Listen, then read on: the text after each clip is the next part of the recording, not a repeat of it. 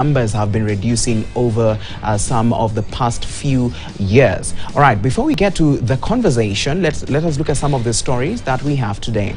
Now, have you planned for retirement? What should you worry about and plan for? Now, this depends on what your responsibilities will be upon retirement and how much money you will need to meet the cost of those responsibilities. Alalo Chanda caught up with two retirees to gain perspective on life after retirement.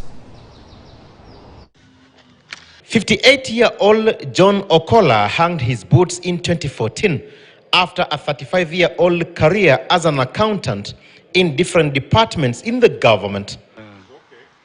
When we get to his home, he is busy with his cows before setting for his farm to check on his crops. When we finally have a sit down, the lively grin on his face is testament he is enjoying his retirement. Me, I'm enjoying. I have no problem. I enjoy because I take my own milk. I have all the types of mbogas I want to eat in my small plots here. I eat my own maize. Okola says though the retirement age was 60 years, he opted out early, believing he had accomplished enough. During his 3.5-decade career, he amassed a wealth of experience, exposure and networks, and thus in his retirement, his 32,000 shillings pension may be little, but it is enough for him and his wife, as all his children are independent. It should be reviewed after every 3 years, even salary, not just pension. But you know something interesting with our country? To date, they don't actually review pension. A few meters from Okola's home, we meet Stephen Aswa, another retiree. Aswa too bowed out at 50 years old in 2013.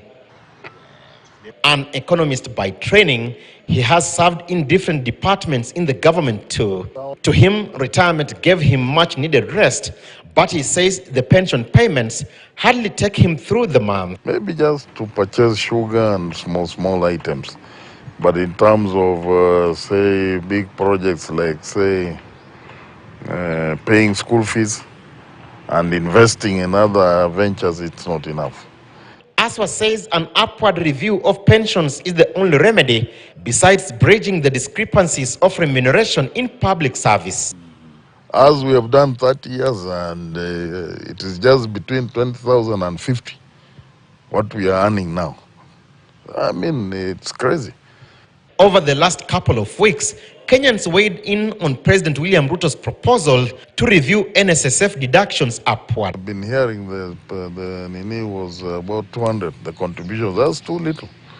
He himself, the president, said that it turns out to be about 70,000 after retirement, which is, again, too little.